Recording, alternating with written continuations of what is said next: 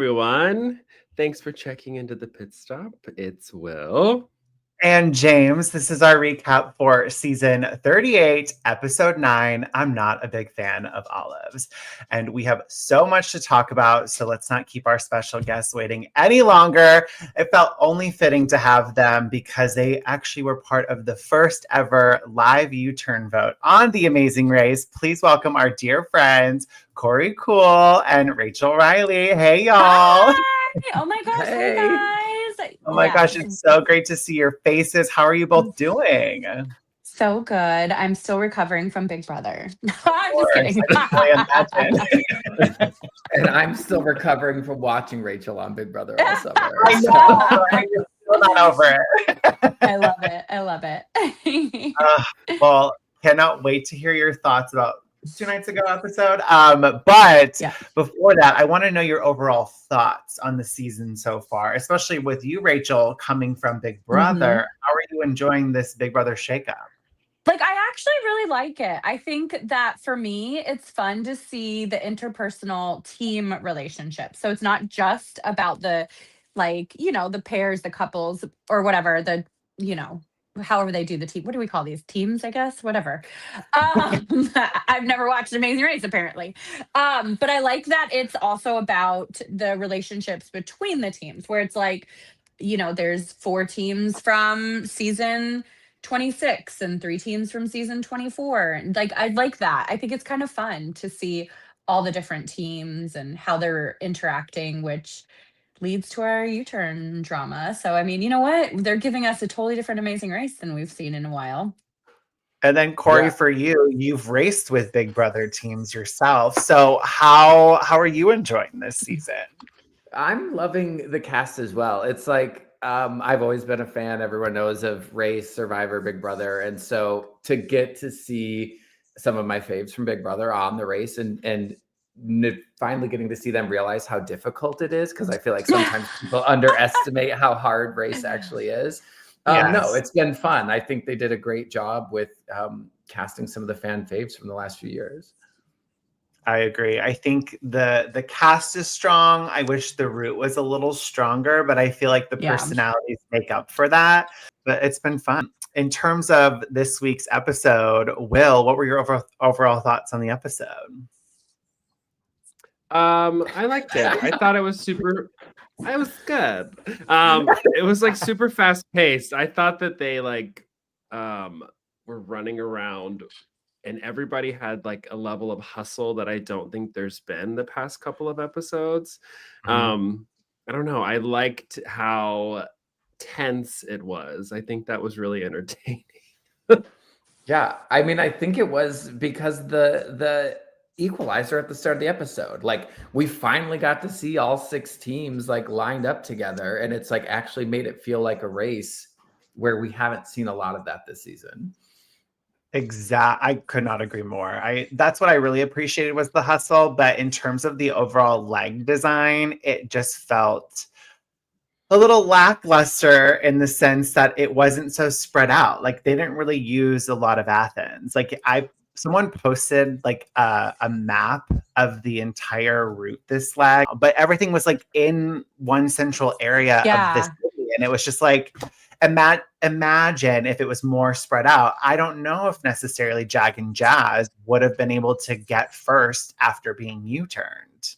That was crazy. That's the first time that's happened.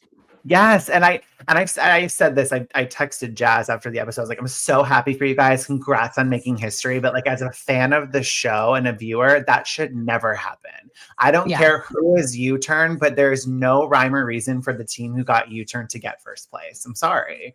And I think that really goes back to leg design. I mean, I agree with that, but I feel like watching how the leg played out, I was like, oh, well, I wasn't surprised when, especially with that Greek alphabet challenge, right? Like everybody caught up so much in that challenge. So it was just like, except obviously Tucker and Eric, but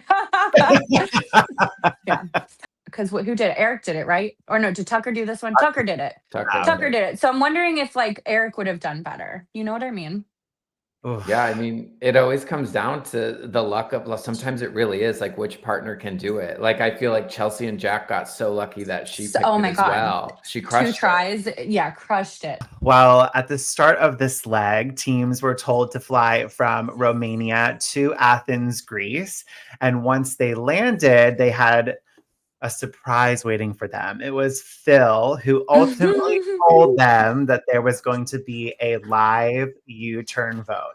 I actually really loved the setting for this and like the backstory of like this particular hill and how it was known for very important votes that took place many, many, years ago. It really kind of set the tone. I was just gonna say, I felt like they did a really good job highlighting Athens, and I really liked the topography that they showed, and like it was just it was like very scenic, and it was very, Gorgeous. they made it, yeah, it's so gorgeous. Like they made it so pretty. And then things got a little messy with this U-turn vote, which I did Bryce and Brooks recap for Purple Pants podcast the other day, and we spent 40 minutes talking about the U-turn and dissecting every little vote in detail. We're not going to do that, but I am very curious what everyone's thoughts were on how this live U-turn vote played out, because when you look at social media, and it was trending on Twitter, like there was a lot of hot conversation around this vote. I obviously also, it was very different from the live U-turn vote y'all experienced on season 31. Because correct me if I'm wrong, if I'm not mistaken, didn't you only vote one team? We voted once, and it's like we didn't even get to do the blind reveal. Like Rachel was screwed having to vote first in that, and like publicly vote first without a board or a whiteboard or anything. Because then you could change your vote, right? Yes, that was the thing about season 31. We did a public vote, so anyone could have changed their vote. So I think like that made it a little bit more like spicy, but I like that they got to vote for 2, but I don't like that they didn't know about the penalty with Joseph and his brother first. Yeah, I know. That doesn't make sense. Well, and the funny thing is that it was the same way on 31. There was a non-elimination right before the vote, and Nicole and Victor had the traditional speed bump. Mm-hmm. Yeah, that was not a speed bump. No, like Nicole that wasn't and like for like a vote for Joseph and Adam. That was not a speed bump. And in a traditional sense, the speed bumps are like they take time out of your day, and that could have made a huge difference on the race. And how funny, like last week when we were doing the recap, we were like, okay, well, Joseph and Adam, they're clearly going to have a speed bump where there is a lot of strategy for some teams to really vote for them in the U-turn because they're already going to be at a disadvantage. So why not put a team further behind with the U-turn?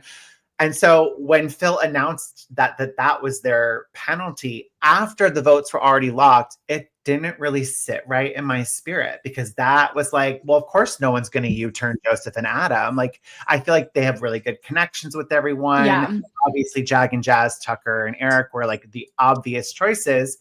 So then there really was no penalty. And that just, I don't know. They should have had at least a speed bump. I think they should have had a speed bump. That I feel like Brendan and I were talking about it, and we were just like, we miss old Amazing Race and like the speed bumps were actually speed bumps where it was like you had to do a task and it could set you behind because it wasn't just like, name your favorite host of the Amazing Race, right? It was like do an actual task. And I do wish that they would have announced it because then I think strategically you could have voted. I might have done that. Like I might have voted them, given them another vote. You know what I mean? There's a strong argument why you would potentially vote a team with this. And also, like, love Joseph. He's so sensitive and obviously is very connected to all these other teams. But it was frustrating me about how hard it was for him to vote. And I will say, and I swear by this, if you had a cast of all former Amazing Racers coming back, no one would give one crap about former relationships because you know that that's the race. You have to do what you can to set your team up for success on the leg ahead. I love everyone who's run the race and that we've met. Like running the race again with people, I'm sorry. We have to vote. We have to vote. I don't know. It's still You're so right. And it's also there. Brendan and I talked about this too.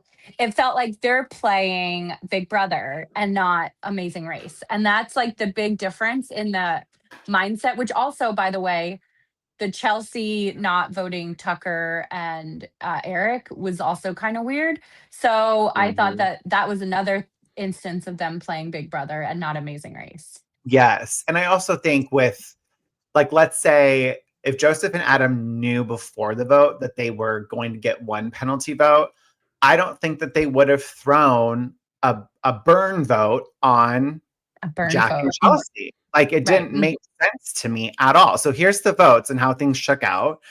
Joseph and Adam obviously voting Tucker and Eric, which was smart, and then did a burn vote for Jack and Chelsea. But that was another thing that frustrated me with this vote.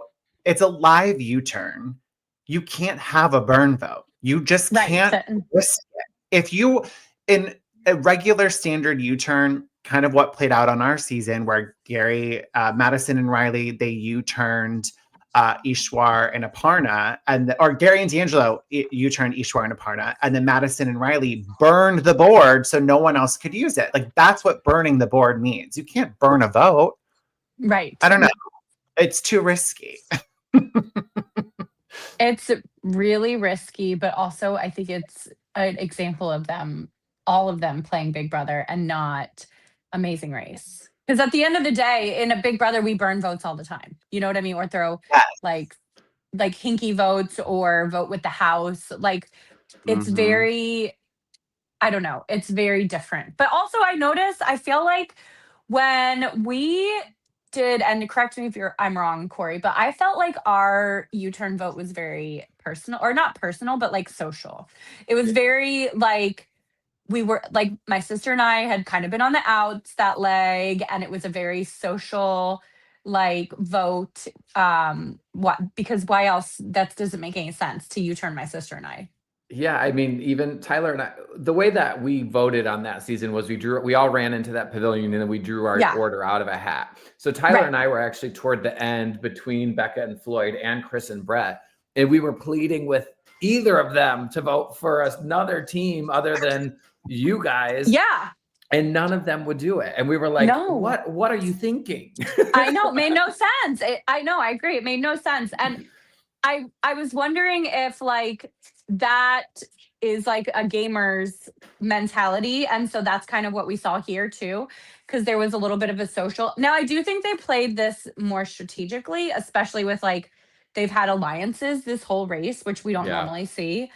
So it seemed more strategic, but it's just interesting how different each time they've had this like double U-turn vote, how it's kind of played out differently. Yeah. I also I don't understand the thought process of like repercussions of this. Like, what can somebody do to you on the Amazing Race after this? You know, this is the last U-turn on your entire race. Only one of you can win. So even if you like don't want to make your friends upset, there's nothing they can do like as a retaliation. Whereas in Big Brother, they could nominate you or something. Like there's something that can happen to you that's not real on the race. So I'm like, just do what's best for you always, because there's nothing anybody can like do about it. I mean, I loved Adam during all this because Adam and his strategic way of thinking and how he ultimately decided how they were going to vote, whether it was for the initial vote or the revote itself. Like, I feel like we saw a real fun side of Adam where I'm like, wow, like he is just so strategic and he had it all like mapped out in his head. It was brilliant. I mean, I do think all of the non-Big Brother players have been like that this season. Like we saw it with Natalie and Stephanie, where Stephanie was like, girl, what are you doing? Why are we waiting for people? Let's run our race. And then now you have Adam doing it to Joseph. So I think that the non-BB people have kind of checked their partners throughout the race. What were you going to say, Korey? I was just saying, listen, at the end of the day, we got a U-turn vote that turned into a double U-turn that turned into a triple, which I was excited to see. And I do think the three strongest teams left in the race at that point all received the U-turn. So Absolutely. I was excited. I wasn't as mad at Joseph for the like him and hawing about the vote. It seemed to me that pretty quickly he said, Adam, decide. And I was actually like, good, let that be the way it plays out. Yeah, well, we can't not talk about the U-turn because without mentioning this particular scene. I did pull the clip. We're going to watch it and then we're going to briefly discuss it. But this was the most talked about moment from the live U-turn vote. We might not be at the front, but we fought to be not the fourth all-women team in a row to be eliminated. So I'm interested in how you came to your decision. The two teams that we chose, they need to take each other out. Tucker and Eric, Jag and Jazz, we have a new total here, and we're coming down to the final vote. We voted for Tucker and Eric and Izzy and Paige. We just wanted it to be a burn vote. I didn't want to vote for you guys. Neither did we. Yeah, neither did we. I was shocked that Taylor Kylan voted for us. She gave this speech about how frustrating it feels to be a woman in this game dominated by men, while holding a U-turn board with the only all-female team's faces on it. I was really disappointed in her hypocrisy. That was the moment that was most discussed on social media. And I will say, when I first watched it, it definitely made me feel some type of way because I think, a few legs prior with the first U-turn, Taylor sharing why it was frustrating to see, Rubina and Christine being U-turned, as well as Paige and Izzy, two all-female teams being U-turned by two all-male teams. I feel like she was vocalizing a really solid point and argument. And as a viewer, I'm like, she's speaking for the viewers because I was frustrated because optically that doesn't look good. Granted, we know at the race, no one is untouchable when it comes to the U-turn. That is just how the race is designed.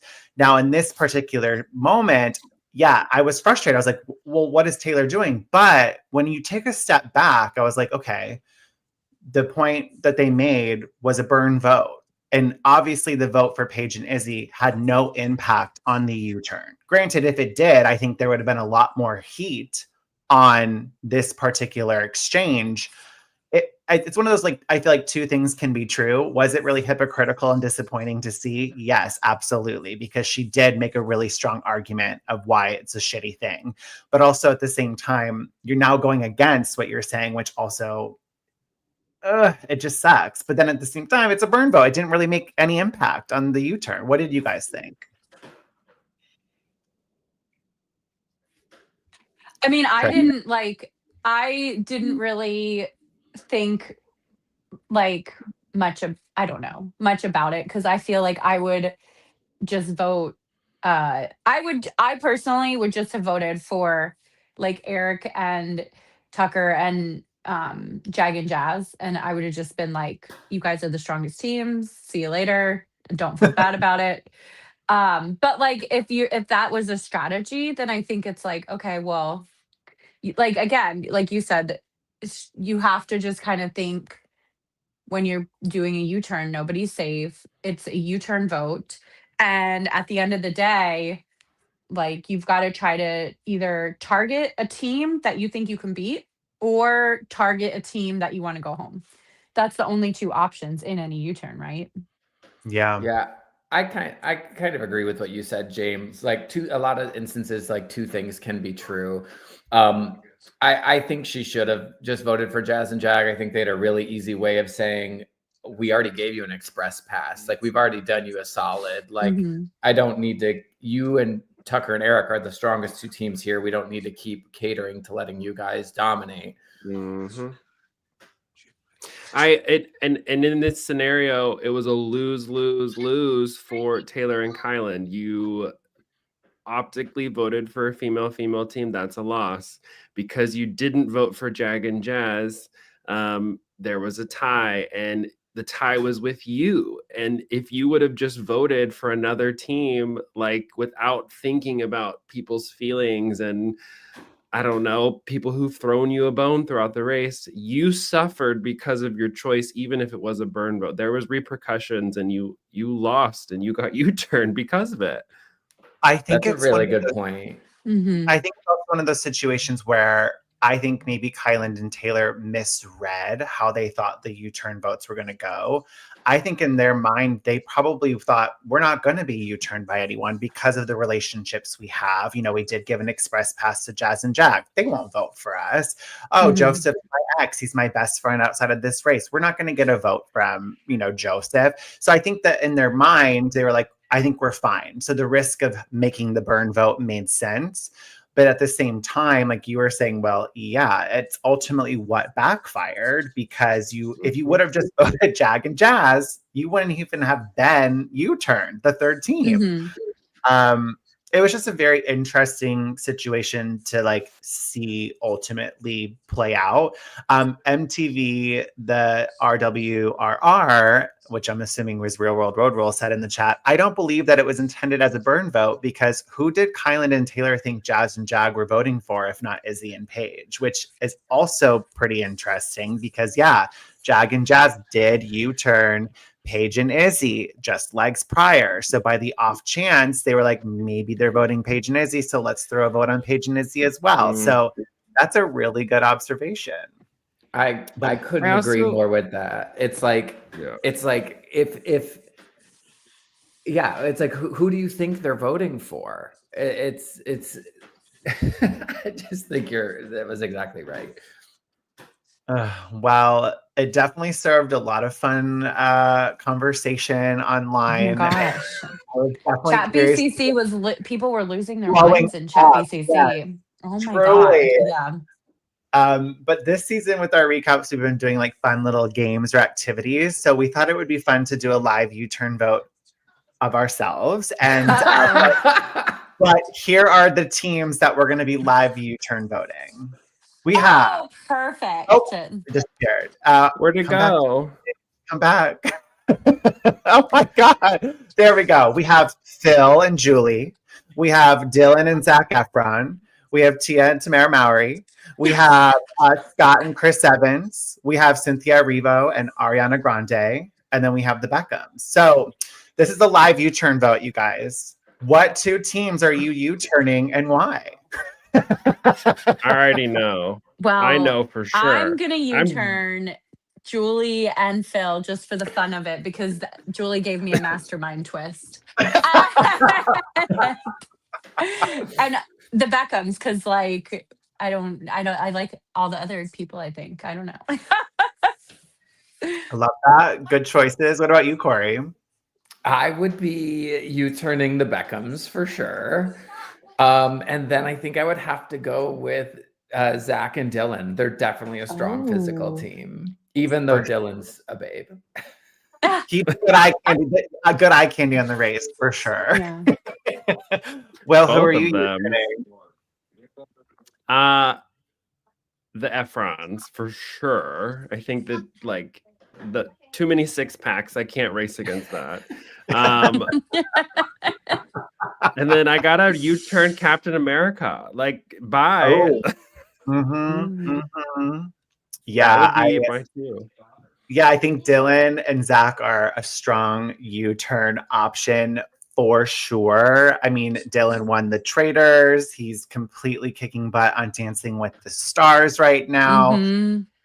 Dylan and Zac make sense. Now, I'm going to throw a curveball here, and in the spirit of U-turning female teams, I am going to say Cynthia and Ariana because they are so in sync with each other. If you watch their interviews, they literally can like, you know, fill in each other's sentences.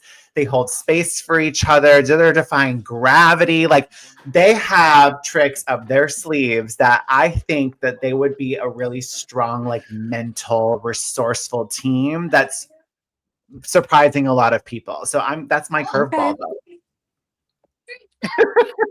Okay. Yeah.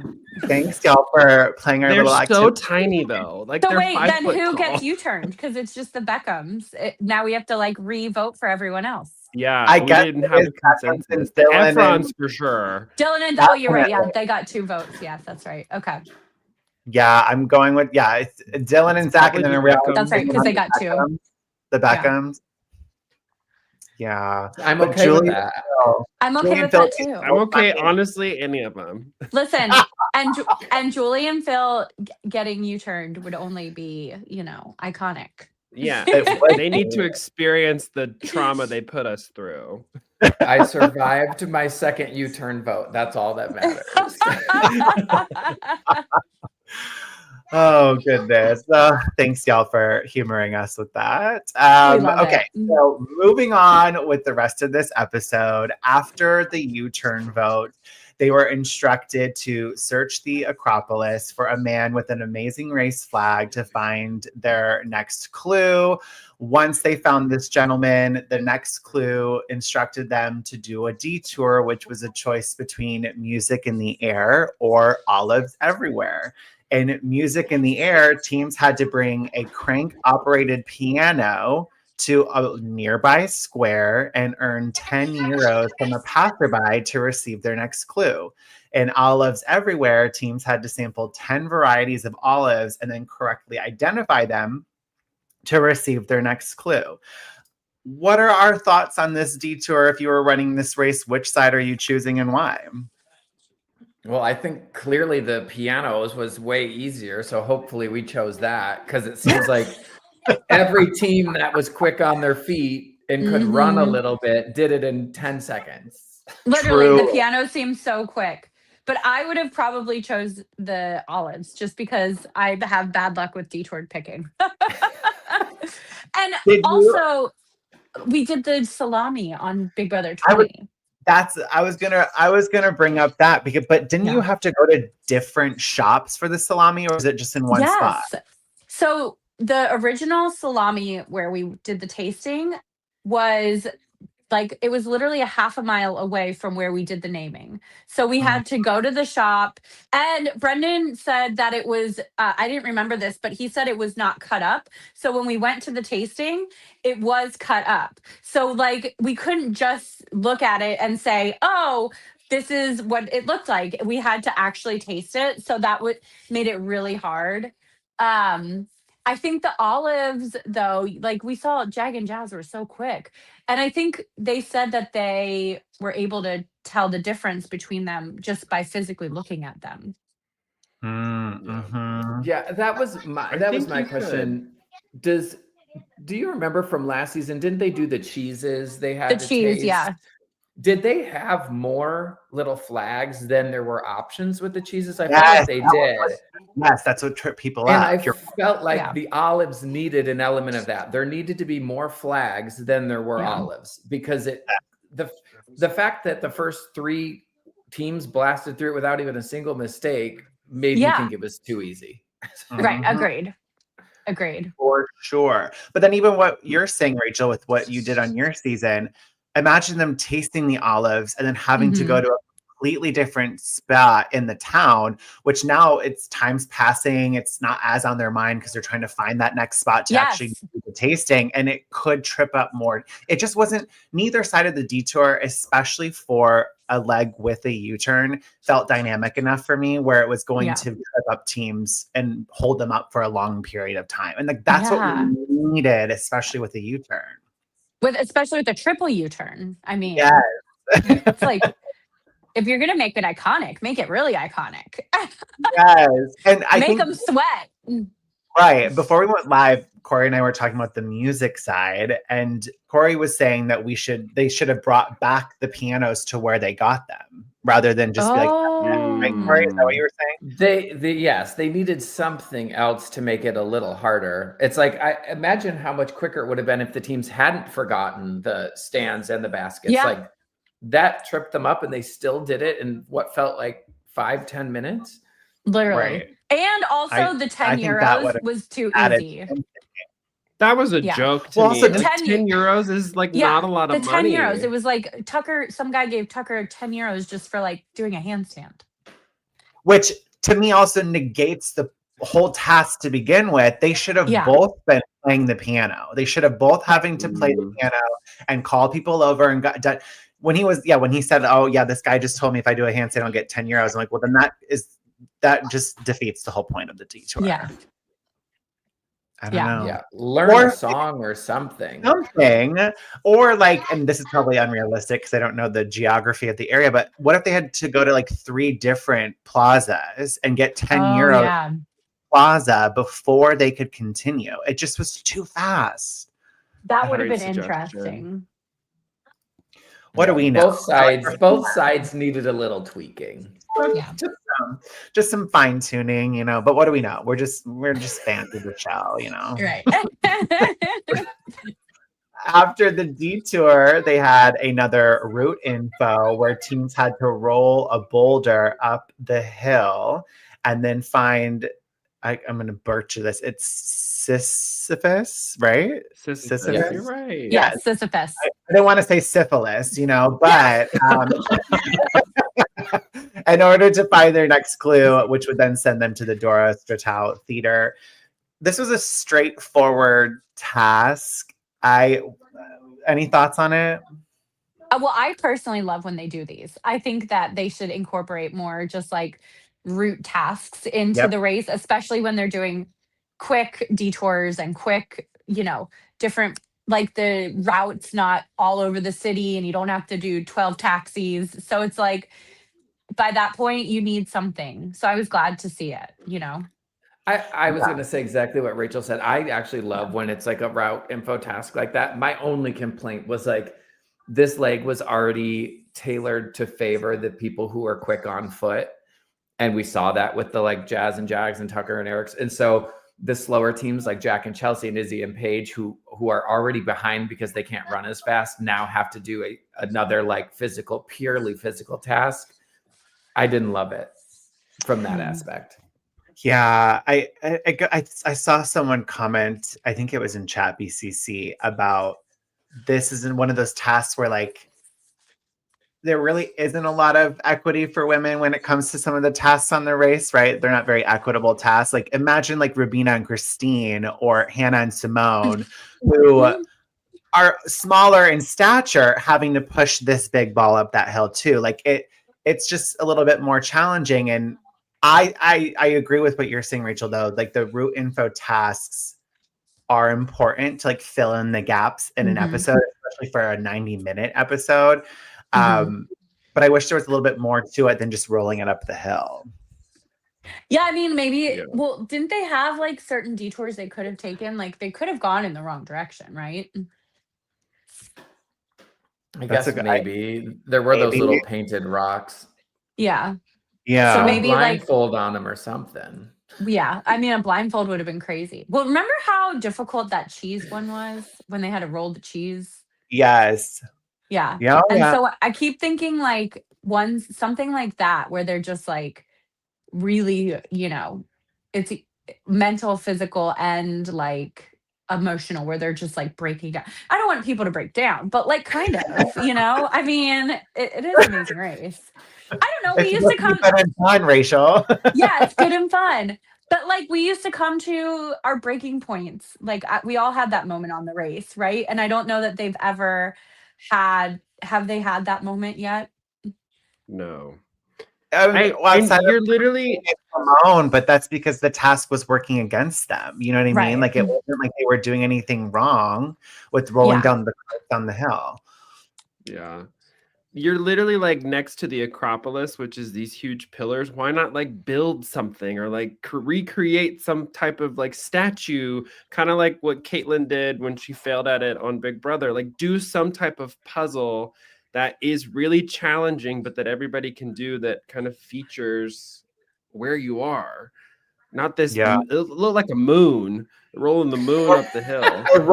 roll the big ball up the hill and have it balance on something for like 5 seconds. Oh my God, could you imagine? Or build like a stand that you have to put the ball on or something. I don't know. Just something that's a little more like anybody could do it if you like puzzles or can put together a puzzle. It reminded me of one of the final tasks on our season, when we had to put the globe together, but we had to like Velcro each piece so perfectly, and that was a pain in the ass as it was. So maybe something like that, just to give it a little bit more oomph. But I do like the route info task, so it was nice to fill in the gap there. After this, task. They had to make their way to Dora Stratou Theater, which was the roadblock for this leg, where one team member had to memorize and recite the 24 lowercase letters of the Greek alphabet before receiving their next clue, which would ultimately direct them to the pit stop. I kept saying to Will when we were watching this, like, this is how you design a roadblock. They're sitting there and they're memorizing it in order. And then when they go to actually do it, it's opposite of how they learned it. And of course, it tripped up a lot of the teams. Like, this is what a task should be doing at all times to trip up teams. Something small, some minor detail that's going to be like, oh, okay. What did we think of the roadblock? No, I loved it. I would have killed it. I think being being in Greek life in college, like I would have ran up there and just been like, I don't even know if I would have had to study. And I loved like that we saw Chelsea just like roll up and say like, okay, bam, bam, bam, and just get it knocked out. And I thought that was fun. And that is what I like about Amazing Race too. I agree, because it's like you can go in. You don't have to have the physical, the physicality of the rest of the leg, and you just go and dominate a roadblock right before the end of the leg, and right before the pit stop, you go to the pit stop and win. It's just like, that's how fun these legs can be on this show. So I hope we get more of those, because I really enjoy seeing that happen. I loved it too. It was very reminiscent of when Tyler and I were U-turned in Laos and had to learn the Laos alphabet. Oh yeah. And it was the exact same thing. There were just 26 letters on a board, and then we had to go recite them to children. And it's like, I always explain to everybody, I'm like, on the show, when you're in it, it's like, I feel like every time we approached a challenge, you like panic for like 60 seconds. Like, am I going to be able to do this? And it's like, how quickly can you regulate yourself and be like, yes, I can do this. This is a task I can solve. This is something we can figure out. But it's like, I feel like we saw a lot of that on this challenge, especially with how quick or how close together all the teams are bunched. It adds this like extra layer of like panic and rush that makes you overlook simple things like, oh, wow, it's not in the same order as what I just learned it. Yeah. And it was like the perfect bunch point, because all the teams were there, and like that adds even more pressure, especially at the end of a leg. You're like, okay, this has to be the final task before a pit stop. So it's like, it's lighting a fire under everyone's butt to be like, we have to perform, otherwise we could go home. Which then again, like what you're saying, Rachel, it opens the door for Chelsea, and Chelsea and Jack struggled so much with navigation at the beginning. You're thinking, oh shoot, they're going to be the team that's going to get eliminated this leg, and then they bounced from practically last all the way up to second. It was just an exciting moment of the episode for me. Will, what did you think about this roadblock? I loved it. I would have crushed it. I love that there's moments in like your normal life that can like set you up for success on the race. That's like the movie Slumdog Millionaire, where like everything that happened in his life, it just played out in this game. So there's moments like that I love. And I love that the physical competitors had to like take a beat and really think and not rely on their six packs. And I loved it. Yeah, it was definitely enjoyable. And I gotta admit, and I said this to Tucker and Eric, I was actually shocked at the outcome. I was not expecting them to ultimately be the team to fall behind here. Because I feel like Tucker even said with confidence, like, Greek life, like, I've got this. And it was just like, what happened? But I did appreciate, like, I think it was Paige who kind of like leaned over to Chelsea at one point, like, everyone, the guys are struggling with this, they're going to try to work with you, but like, don't. Like, I love that so much. And it also made it harder really for teams to work together, because Jag and was it Joseph, they tried, and then it just wasn't really working out for them to ultimately help each other. It was a really well designed task, and I think a great way to end the leg. Yeah.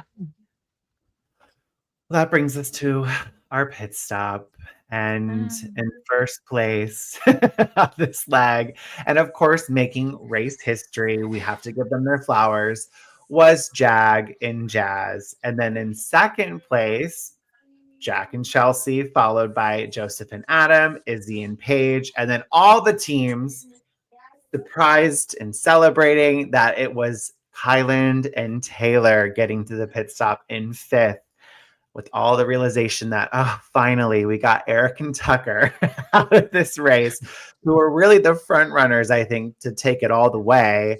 So it was kind of a relief for everyone. But sadly, we say goodbye to Tucker and Eric this leg.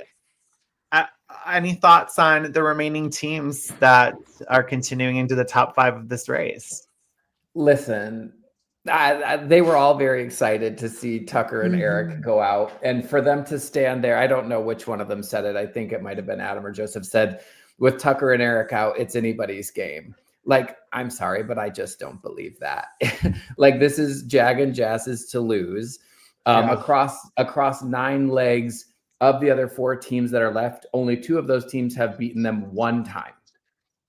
I'm like, they were all in a tough position because there were 2 really strong teams left in that final 6. But I do not see a world that Jag and Jazz do not win this. I mean, I think there's definitely a chance because, look, Tucker and Eric went out for like on a random, Greek alphabet and not having having traffic or whatever. So it's like, you never know. Like, there was definitely, even in season 24, people were like, Rachel and Brendan are going to probably win, take it home. And we didn't, which was disappointing. But like, I think it just, everyone, we've all raced that final leg.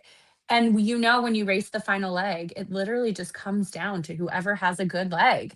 You could be the best racer, the worst racer. If you can have a strong final leg, you could win. Oh, it's the prime example is season 21 with Trey and Lexi, Chippendales, and the Beekman boys. And I don't think anyone thought the Beekman boys were going to win the race. And they did. They pulled it off. So there is a glimmer of hope. But I do think, to your point, Korey, like saying that, like, oh, this opens it up for anyone. I think at this point, it's like, Tucker and Eric are out of the way, but that just means Jag and Jazz just moved to the top. Right. I'm like, you've got one other big team you still got to worry about. Right. Right. Well, what are your thoughts? I also just hope. I hope that moving after this final 6 into final 5, that Joseph and Adam stop helping people or asking for help. I hope that like the alliance aspect of all of this kind of goes away, because now you're just helping strong teams get further in the race, which is not going to help you. So I'm hoping that it's more of an individual game in these final 3 episodes of the season.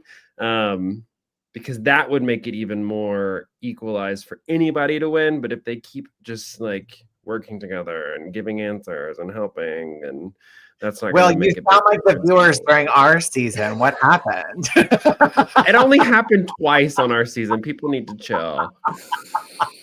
Yeah, no, I just hope there's some more equalizers. Like I said, I was happy to see all the teams equalize at the start of this leg. I hope that continues through the finale. I mean, it'll definitely happen in the final episode, but maybe y'all are right.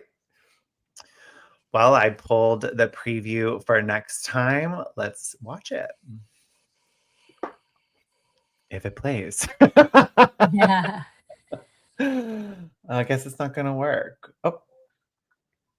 It's not working. Bummer. It also is a terrible preview. You get no information about what they're doing. No information. I had to go to CBS. Still tells us that Adam's going to get heat stroke. I think the preview looks incredible. I watched it and I thought it did look incredible too. I was like, wow, that is like crazy. But see, that's the thing. Like, they make it kind of seem like anyone could go home this next leg.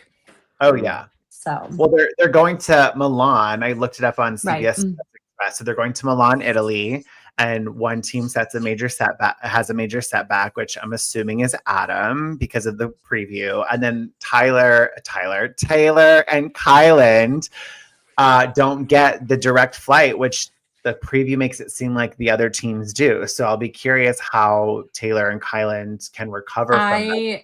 Yeah, I love that we have the flight dramas again, because like I hated when we didn't have that for a little bit. So now I'm Mhm. like, oh, this is everything, because that's the real race. Like we get there, and I remember there was a time Brendan and I took a 30-minute layover because we needed to get there, just because it was like if we didn't do it, we would have been behind the other teams. You know what I mean? So like you take those chances when you can. You have those you just kind of got to work around it. Yes. I feel like the flight drama is what obviously made the earlier seasons of the Yeah. race so iconic. I'm rewatching season Mhm. 2 right now, and I'm on like episode 3 or 4 where they're going to South Africa, and Oh yeah. teams took like 5 or 6 different routes just to get to Yeah. Cape Town, and like three or four different connections, and that was so dramatic. And then one team was like stranded in London and didn't even make it. So it was just like we need more of those moments, but also it's finding the balance, because like Will, to your point, when we were watching Mhm. last night, we're like, this also is boring because then you know who's going home. So there's got to be a nice balance of old school race with this new era of race and how you marry the two Well, together. but you don't know, because I feel like if you just because you miss a flight, like 7,000 other things can happen. You know what I mean? Mhm. I That's mean, true. there's just the race is so unpredictable. We can like say someone's gonna do it, but it's just like it's when you're out there racing, you guys know it's just anything could happen. Like taxi cabs. Like, I mean, it's just kind of Mhm. everything. Well, we have 3 weeks left of this I race. know. We find out who ultimately wins this Big Brother edition, aka the European adventure of Amazing Race, and I can't wait to see how it ultimately plays out. Any final thoughts on this episode? No, I just love always chatting with all three of you. I know. Yes. And thank you, Rachel and Korey, for joining Thank us. you.